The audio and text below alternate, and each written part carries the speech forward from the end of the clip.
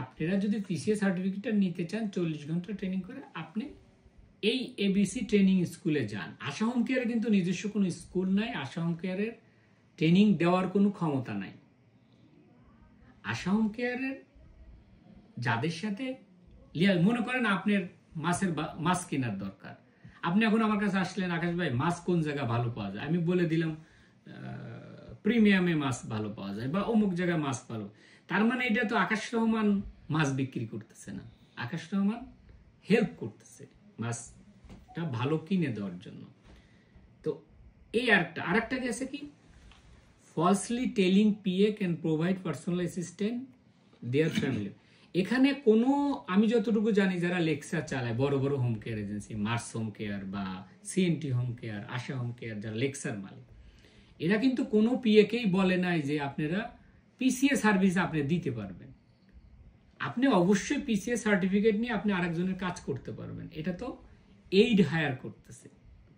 So 3 নম্বর ব্যাখ্যাটা আপনি দিলাম। 4 নম্বর লিখেছে PS can provide PCS without meeting PCS requirements.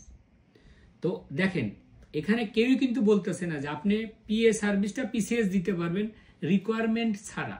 রিকোয়ারমেন্টটা কি, আপনি একজন প্রফেশনাল পিসিএস সার্টিফিকেট হইতে হবে। তো এটা তো সবাই বলতেছে যে আপনি পিএ ছিলেন, আপনি যদি আরেকজনকে পিসিএস সার্ভিস দিতে চান, you have to have PCS licence.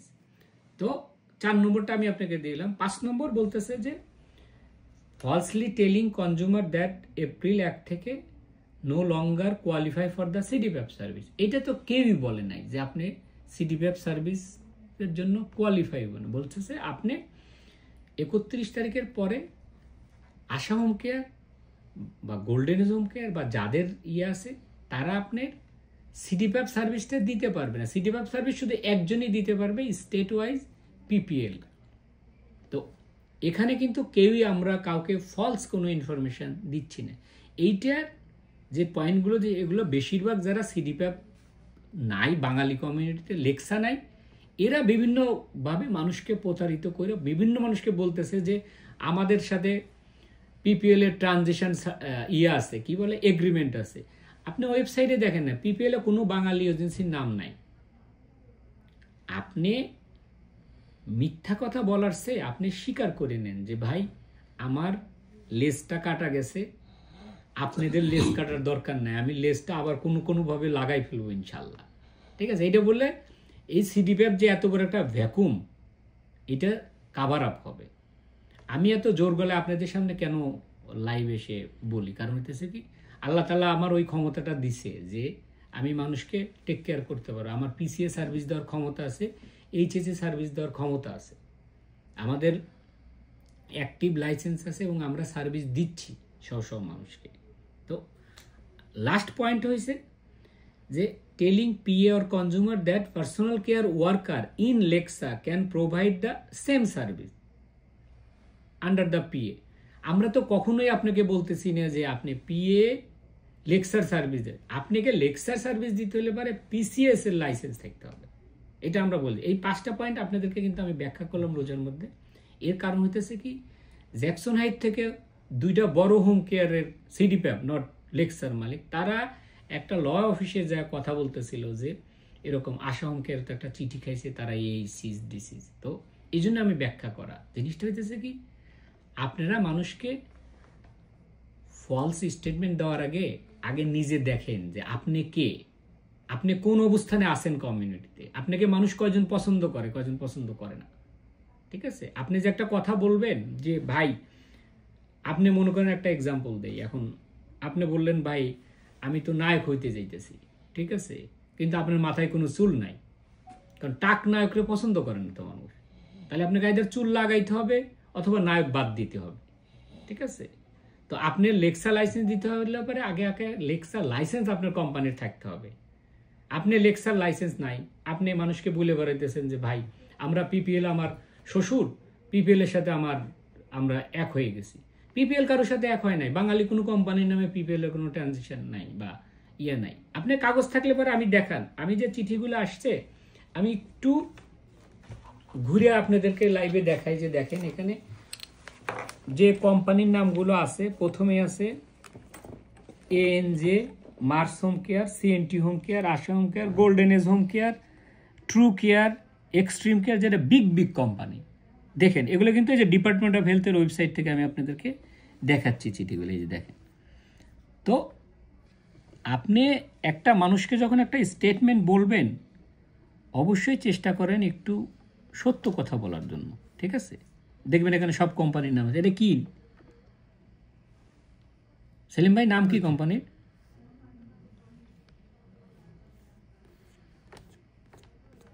তো আপনার মেইন কথা হচ্ছে আপনার ডিপার্টমেন্ট অফ হেলথের ওয়েবসাইটে গেলেই তো আপনার নামগুলো দেখতে পারবেন। আপনারা কেন জ্যাকসন হাইটে যায় এই চোর বাটপারদের সাথে যায় বলতেছেন যে অমুক হোম কেয়ার লাইসেন্স আমাকে চিঠি আসছে? ভাই, আপনার যদি সঠিক তথ্য জানাইতে হন তাহলে আপনি একটু পড়াশোনা করেন। আপনি একটু পড়াশোনা কইরা মানুষকে একটা সৎ বুদ্ধি দেন। আমি একটা আপনাদেরকে জাস্ট ইনফরমেশনের জন্য একটা জিনিস আমি জানাই।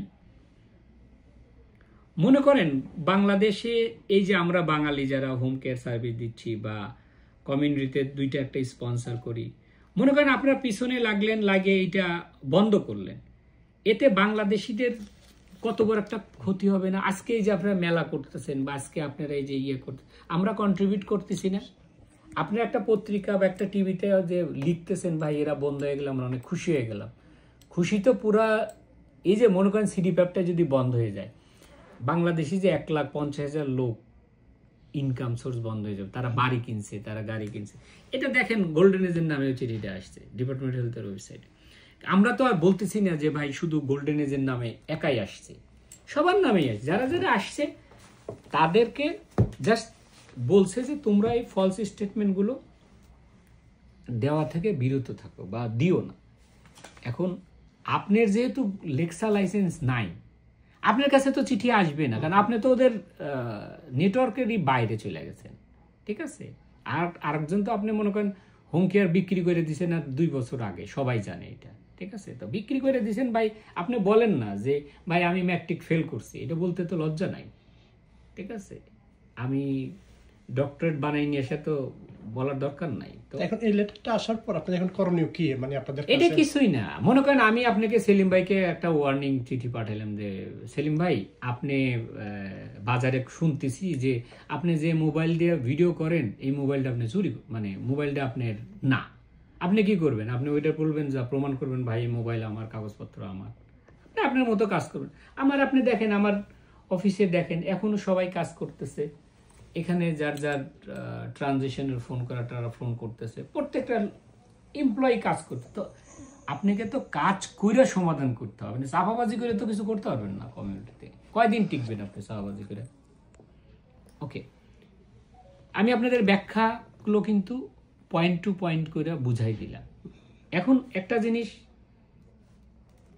যারা কনজিউমার তাদের জানা দরকার যে আজকে ডিপার্টমেন্ট অফ হেলথের ওয়েবসাইটে আছে যে এ পর্যন্ত মাত্র 30,000 কনজিউমার বা 25,000 কনজিউমার ট্রান্সফার হয়েছে পিপিএল এ। তো 3 লাখ কনজিউমার যেখানে আছে, আপনি ক্যালকুলেশন করেন আজকে 2 মাস ধরে হয়েছে হচ্ছে জানুয়ারি থেকে মার্চের, আজকে কয় তারিখ? 13 তারিখ। তাহলে জানুয়ারি থেকে মার্চের 13 তারিখ, 3 মাসে হয়েছে হচ্ছে আপনার 30,000। এর মধ্যে কিন্তু যে বলতেছে 26টা কোম্পানি তাদের ক্লায়েন্ট দিয়ে দিছে অলরেডি, ওই 26টা ক্লায়েন্ট কোম্পানি তো 20,000 আছে না? তাহলে আর আমাদের মানে সবার এই 600 কোম্পানিতে হয়েছে মাত্র 10,000। তা আপনার মনে হয় যে একটা পিএর 26 পেজের একটা ফর্ম ফিল আপ করে আপনার এইটা করতে এই আসে মাত্র আর হইতেছে 10 দিন। 28 তারিখে লাস্ট ডেট না? তো 10 দিনের মধ্যে 2টা শনি রবিবার আছে না, 4 দিন 2টা। তাহলে এই 8 দিনে আপনার সম্ভব যে একটা পিএর পুরা ইনফরমেশন পুট করে তার ব্যাংকের অ্যাকাউন্টে টাকা দেওয়া? It's not very easy job. তো আপনারা সঠিক তথ্যটা, আপনাদের যারা সাংবাদিকতা করেন বা সাংবাদিক ভাইয়েরা আছেন, কারো প্রতি বায়াসড হয়েন না যে আজকে এই 2টা কোম্পানি আমার টিভিতে অ্যাড দিতেছে, আমি তাদের উল্টাপাল্টা তারা যা বলতেছে আমি তাই প্রচার করে দিতেছি। এইটা করেন না। অ্যাটলিস্ট আপনি রোজার দিনে আল্লাহর কাছে আপনি দায়ী থাকবেন। আল্লাহ আপনাকে এমনভাবে মার দেয়, আপনি পৃথিবীতে কোনো সময় আল্লাহর মায়ের বুঝতে পারবেন না। ঠিক আছে, আল্লাহ আপনার একটা ছেলে দিবে, দেখবেন এটা ডিজেবল হয়েছে।